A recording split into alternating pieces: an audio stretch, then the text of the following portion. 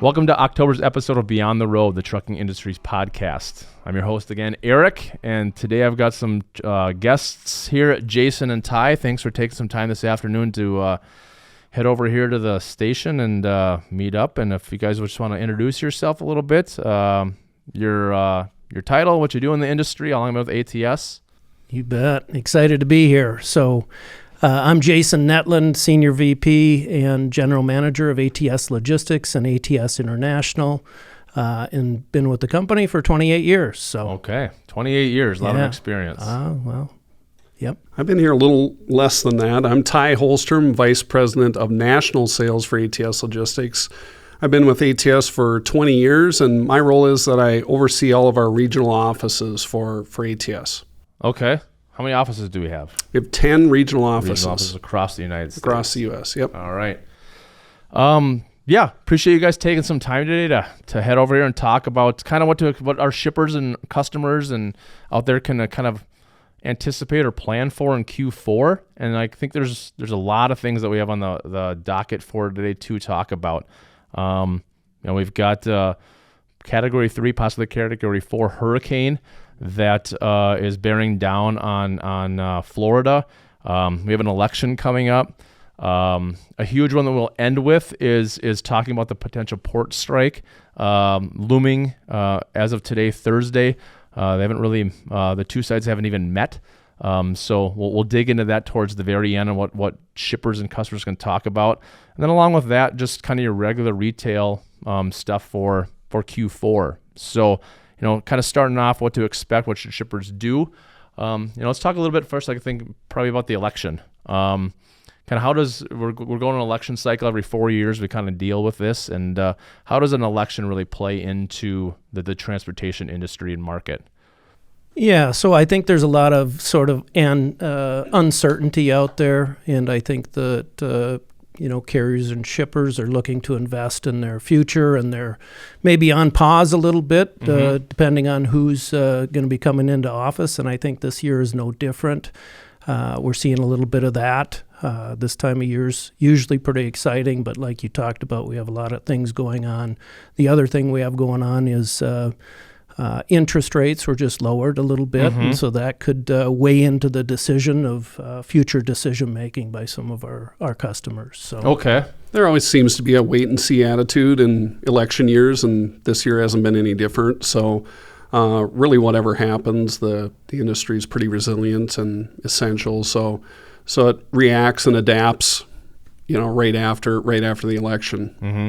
So would you say it's more so? And I've only been around for 2 elections in the transportation industry, that really, like you said, it's kind of a wait and see, but I would say, regardless of kind of what happens after the election, there's not really a big concern kind of after, would you say? Is it more so just kind of the build up?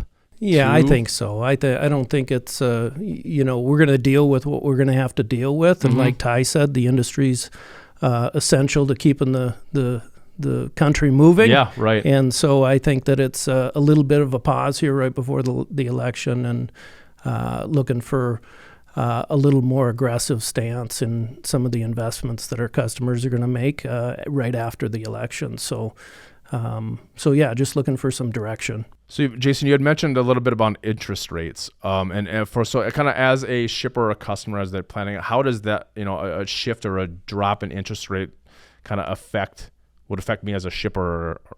Well, I think it tells us that the economy is coming back into check. Potentially there's a light at the end of the tunnel on some of the concerns that were had with inflation and employment and some of those areas. I think it just shows that potentially there's a light at the end of the tunnel here on some of the investment that our customers might be wanting to do. The consumers might, as it relates to housing and some of those things, which could contribute to a little bit more robust demand in the market. So okay. I think it's longer term. I think it's going to be a little bit slow moving down. But at least there's a little optimism that we're moving back in the right direction. Maybe a little positivity, because we've really had a kind of long, drawn-out bottom here, right? Yeah, it's been engineered to be a soft landing, and That's kind of slowing a lot of things down, but maybe it's working to be a soft landing. So it'll work the same way in reverse. Things will come back down to temper inflation, and we'll see how the market reacts. Typically what you'd see, like Jason mentioned, would be an increase in new house starts. Okay. So that washes through to our industry. We ship a lot of goods for that, and we typically see that. So, but that takes a while, like anything. Okay. Yeah, along with, so we got election, interest rates. We talked a little about, just seasonality, right? I mean, you have start of the fourth quarter. Yeah. Say the end of the year, kind of the end of the year, end of a quarter, end of a month. Yeah. Yeah, it's usually a real exciting time for us. Demand picks up pretty significantly, Right. usually the end of the third quarter into the fourth, and stays pretty strong throughout the fourth. Usually I look at these times, especially this year and this past spring, to see what, as demand starts ticking up, how supply is going to react, Okay. the truck capacity. And so this will be another test, right? And so we saw in the spring, it really wasn't a huge impact, that seasonality, but this is, again, another test of where we're at as it relates to supply and demand. So we've had pretty flat supply and demand for the last 6 months, I feel like. But we do have these times where you'll see that if demand spikes and there's a lack of supply of trucks, it kind of tells us where we're at. And I'm not sure that we'll see that. We'll have a test here this fall, and then we'll have another test in the spring, and we'll really be able to see where we're at as it relates to supply and demand and the transportation industry. So we'll see. Should be really interesting to see what happens this year. Okay. So, Any disruption like that in the trucking industry, is something that we pay attention to in the fourth quarter. Certainly brings a lot of those that are just sort of built in with the change in seasons, the change in weather. The construction industry in the northern part of the U.S. is sort of wrapping up. They're getting all their projects done before things freeze. So a lot of change equals some changes in the rates, and that all washes through to shippers. Yeah. Yeah. Kind of a regional thing, right? Like you mentioned, Ty, with with kind of the pending weather coming here in the north. I would assume as a driver, or many drivers want to kind of get out of here during those winter seasons. Probably not a lot will be tarping loads. yeah. In the north and 20 Yeah. below. And I think that's something to keep an eye out for. If the shippers are out there and they're in that market and they're in the north, you want to be driver friendly. And I think that's been a sort of a drum that's been beaten over the last few years, is that, shippers want to be friendly, and especially up north here in the winter, who wants to be tarping a load when it's, 20 below or Right. something. So there's things you can do to try and help out with that. Yeah, maybe like have maybe a driver lobby, let them pull in and tarp or secure inside. Tarp or rest. Drivers talk. So, I mean, if you're Yeah. a shipper that's friendly to drivers, you'd be amazed how the service goes up. Yeah, okay. That's a very good tip. Thank you. Other things as it relates to weather up north, you have OD travel. And so there are, some times when there's some weather up here and OD travel is restricted, and that'll slow things down on that side of the business, which is something we do a lot of. So we pay attention to that. Not sure what else on the. Oh, there's all sorts of little stuff. So Yeah, well, you have harvest season. yeah, harvest is here. Pulls a lot of the guys off the road, maybe that are doing the over the road trucking, and now they're back home for a little while doing some harvest stuff. So Well, yeah, Mark had mentioned that on last month's podcast a Okay. little bit about and it was really eye opening to me, and we've got on the logistics side partner carriers that they'll run open deck freight, but when harvest season comes, they have a whole reefer fleet, so they'll go park their open deck trailers and pull out the reefer trailers to help out with the kind of the spike in demand during harvest season. So it's kind of surprising to me to hear something like that, where you have carriers adjusting with the equipment they have based on the season. Well, and of course, the biggest impact is retail, right? With the holidays coming up, you get Christmas coming, and the shelves need to be stocked, and so that's a huge boost to mainly the van market. So. So we'll see. We see all sorts of stuff. So there's Christmas trees. That happens. That affects the industry, the van industry. It gets colder, and refrigerated vans switch to freeze protection.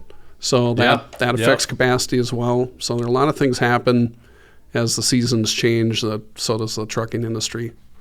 And this is kind of like, I suppose, one of the bigger ones, right? Like you said, freeze protect. But talk a little bit, maybe somebody in the Southeast not really understand, like, how do Christmas trees really affect me as a shipper? Because it does. I mean, there is...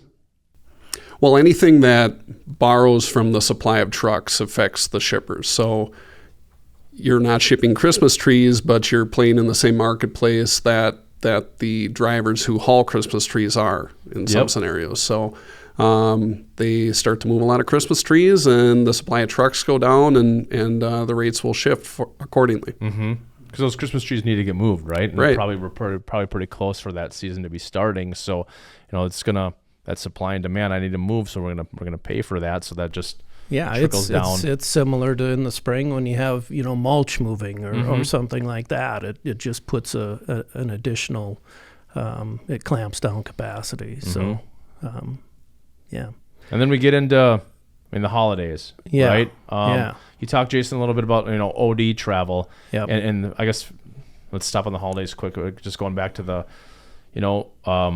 winter storm happens, and at the blink of an eye, state patrol can just say, hey, we're restricting OD travel right now, right? Yeah. And just shut whomever down at that point, get off on the next rest area. Yeah. And you have to wait for... Well, and it's safety first, right? I mean, we want our drivers safe. We don't want them out running when we have weather, and we want to make sure that they're safe, and that affects capacity in the marketplace. So just slows everything down. And so I think that's what happens during the winter months. I think when we think about the holidays, I looked at the calendar this year, and Christmas and New Year's fall on a Wednesday. And we try and get our trucks here at ATS home during Christmas for those that want, and that also affects some capacity during that time. Really, October is a really, really great month, normally one of the best for demand of the year in the open deck or the van market.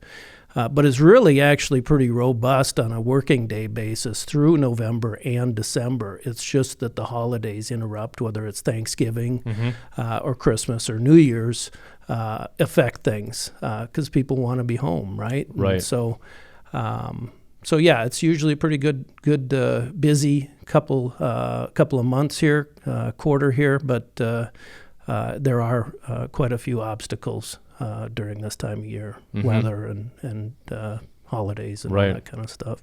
We'll see what this year brings. Last year was a very mild winter, and the winter prior was one of the worst ever. So you never know. Yeah. Talking a little bit, the holidays, and Jason, you did mention, and if you want to speak about it too, is just kind of, the day of the week, really, it seems like some of the holidays that shift days, right?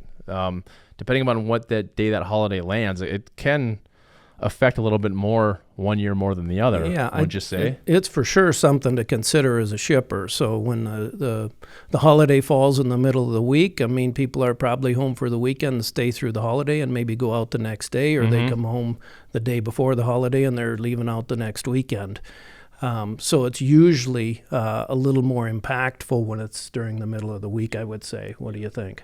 Yeah, I think both of them were leap year last year, so I think it was, or leap year this year, so it was both on a Monday last year, and it was like a 3-day weekend. Yep. Now we're going to see a lot more people probably taking 5-day weekend, 6-day weekend. Yeah, exactly. Yeah. And if you're looking as a shipper, maybe some longer miles on your freight, that can play an effect too, because I mean, if you're trying to ship before the holiday and somebody wants to go home, it's. Yeah, definitely. Yeah, you can ship. So, you definitely can. For sure. Yeah. I mean, some things to make life easier for yourself as a shipper is if you can build in some extra time, plan ahead, give the driver some options, and allow them to take it through their house. That's going to be advantageous for you. Yeah, flexibility plays a huge role in being successful really at any time. But yeah, I would say definitely during uncertainty or the holidays. Yeah, like you said, if they can allow them to bring it home, or if you can have an open window, hey, maybe the week before to that Christmas week or New Year's week, hey, a couple week options certainly can help success there on that side as a shipper, I would say. Yeah, I agree. Let's see. Anything else that I guess we're missing out on before we get to the big guy about the upcoming potential pork strike? Yeah. Before we wrap up. No, I don't think so. Yeah, we'll keep thinking, but. So everything that's pop up, we can use that as kind of a buffer at the end. But yeah, I mean the potential looming strike with port workers and the ocean carriers. Kind of what's a general overview there? Well, it's a huge strike, so I'll let Ty get into some of the details. Okay. But it goes up and down the East Coast all the way over to the Gulf, and could be a huge potential impact to the U.S. supply chain. So you're looking like Boston to Galveston. It's all of the East Coast ports. Okay, so yep. all the major ones anyways. So 40 ports up and down the eastern seaboard could be by next Tuesday completely shut down. Mm-hmm. So we're seeing shippers already starting to react to that by getting what they need to into the port, or getting what they need to into storage or out of the port. And they're moving quick to take care of that in these days leading up to the strike, which looks like it's going to be imminent at this point. Mm-hmm. The two parties haven't really talked. They're pretty far apart, and the administration is sort of signaling that they're going to let them work it out. So we might be dealing with this next week. And then every day, we've heard that every day of delay for a strike is going to take 4 to 6 days of recovery. So 1 week will take, 5-6 weeks to clean up. Mm-hmm. So that's a huge impact for every day that we're gonna see in the shipping industry.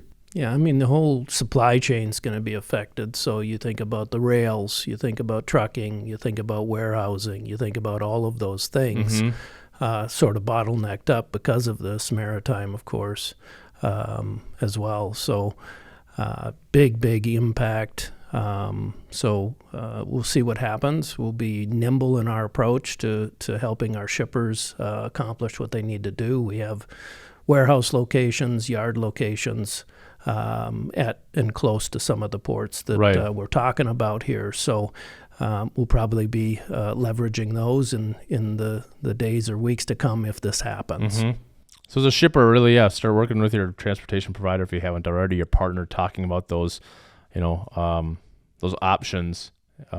If you deal with in and out of ports, but even if you don't work with port stuff, like you said, it just affects the whole industry. Yeah. You mentioned like the rail, right? Like Yeah. a majority of, I would say, the containers that go into ports are serviced more so by rail, obviously, than trucks. So there's 74,000 containers moved every day by these ports. Oh, wow. And, like you said, the majority of those are delivered by rail, and they're carted around by trucks at the port. So it's going to be a huge impact. Right. 74,000 containers. I think I had heard that, the strike or the workers, the port workers could affect 25,000 port workers, which can will take put a drastic hurt on the industry, I guess, for a bit. Yeah, and potentially, about $5 billion in impact to the United States per day. Per day. Yeah, per day. So we're talking some big numbers. Some big impacts here. So expensive and lengthy, so $5 billion a day Could plus be. Every day that happens, it's 5-6 a lot of work to clean 5 up. to 6 days of recovery. And so administration's kind of trying to let them handle it on their own for now. The two sides really haven't met. So is that really, Monday at 11:59? Really? Yeah. Tuesday morning. Tuesday boom. morning. Yep. So it's coming pretty fast. So should be interesting. Going to have to get really creative, and it's going to be super impactful. So. Right. So yeah, as a shipper, again, talk to your transportation partner, try to find some solutions. Again, I say it routinely on these podcasts, but I think just flexibility is such a big component and opportunity to really be successful, and not, the more flexible you can be with your shipments, the timing, flexible you can be with providing your drivers options can really help you be successful. Even if you're not working, international freight, if you're a shipper that ships only domestically, this will have an immediate impact on your business. No matter what, as a shipper, this will affect the business. Would you say, I know like during COVID, like there was pretty substantial issues in the ports. Like it was a very big pain point in the entire industry. Like you said, it wasn't just because you're doing port stuff or international shipping. Yeah, I would say this is probably right in line with that. Or even greater. More. I mean, it might hopefully be a little shorter lived than that, I think it's more widespread. I think that you did have ports that were operating a little bit more efficiently than others at that time, and so you could shift where you were bringing things in and things like that, where I'm not sure there's too many options with how widespread this is at this point. Yeah, it's probably a long time to ship a boat from Newark to Long Beach. Yeah. To kind of readjust for that. That's going to happen in 4 days. I mean, that's not a quick process. Yeah. Those ships have already sailed too. Yeah. So. Yep. So anything else regarding the port closure that we want to take into account for? I think bullet points are checked off on my side. Yeah, I think it's it'll be complex, interesting, and going to have to be real nimble. So right. Okay. Yeah. So I mean, kind of a little, I don't want to say doom and gloom, but I mean, I think that the discussion kind of, that you talked about, the light at the end of the tunnel, hopefully with the interest rates, the wait and see on the election, we're 30 some days away from hopefully things calming down on the back end once that's taken care of, and then dealing with just winter and the holidays and just being flexible. Yeah, it's an exciting time of the year for sure, and it typically is, but I think this one's a little extra exciting if you want to call it exciting. Yeah. So be interesting to see how things pan out, after the election and where interest rates go, and that test that I talked about a little earlier to the supply and demand of trucks versus freight out there. That we might see, and the port impact could give us a little sign of that as well. But it's been a long kind of flat environment that we've been working in here, and the costs of operating a truck haven't gone down. Rates have been really flat, and so really I think something's got to give at some point, but we'll see what happens. Right. And in Paul's update that he did share, I think in the podcast with Justin on that side, was, the cost of operating a truck has been up, 38%? Or the last, was it 4 years? Yeah. And rates are down. And they've been down for, would you guys say, probably a longer stretch of time than the normal? Sharp drop. Cycle? There was a sharp drop, at some point along the way in 2023 sometime, and then have been flat, trending down a little bit kind of since. And so, that's going to have an effect on capacity, and these little blips are kind of tests, and that's what I talked about, whether it's a seasonality or a port impact, a port shutdown impact, or whatever. So should be a good test. We'll see where we sit. Everything's cyclical. So, the longer this lasts, typically the longer the recovery. So it's something to look forward to. And we're making it work, and shippers are too. We hear about a ton of projects. There's a reason interest rates are working their way down, and so what's that going to create? That's going to create some more spending and help out the economy. Wonderful. And kind of just going through my notes here, one thing that I think we maybe glossed over a little bit, because there is so much going on, is again, like we talked about, that maybe Category 3 or Category 4 hurricane bearing down on Florida, and even just the forecast, how much it's going to reach. I mean, they were talking about hitting the Appalachian Mountains, just like the outreach of that hurricane when it hits land, right? And we've got the Gulf portion of Florida being evacuated and all the way up that way. And so a little bit, as a shipper, how does a hurricane impact? Yeah, it's similar to some of the other impacts. Might be a little shorter at both. You're tapping the brakes, which is impacting capacity. The drivers going into those areas are staying away right now. Right. They probably have loads on their trucks and just waiting so that they can get in there. There's efforts to, if there's damages down there, hopefully not. But if there is, there's those efforts too, and supplying that area with things that they need to get back on their feet. So. Yeah, I mean, if you're a shipper in that area, it's kind of tough because I mean, you probably are waiting and seeing how that reacts. Yeah. You're not getting freight into that area. Yeah. And then when things kind of recover, you're dealing with, there's not a lot of trucks in the area to now get your stuff out because nothing's been coming in. But then also just like you mentioned a little bit of the, if there is damage, then dealing with kind of the recovery. ATS does a lot with the FEMA stuff, right? And I think we have some content on our Learning Hub regarding that. Yeah. But it's just kind of a. Yeah, I mean it takes time to recover, similar to the port situation that we talked about. It's I hate to say it, kind of a mini kind of setback, for that area. And it takes time to recover. So, every day that this goes on, or the bigger the impact, the more days it takes to recover from that. So, anytime something like this happens, there's always a recovery period. There's a calamity in that shipping marketplace, and then we rush to recover, and then it normalizes afterwards. So, it's depends on how long it goes on and how bad the storm is, I guess. All right. So yeah, a lot of things happening right now. A lot of things that are kind of evergreen that happen every year with retail, harvest, hurricanes, even Christmas trees, etc. But then you throw in the things that are just happening right now. Yeah, immediately is really it's gonna be a exciting and interesting next couple of weeks or next quarter, I guess. Huh? Yeah, it really will. All right. Well, hey guys, I really appreciate it. Again, thanks for stopping by.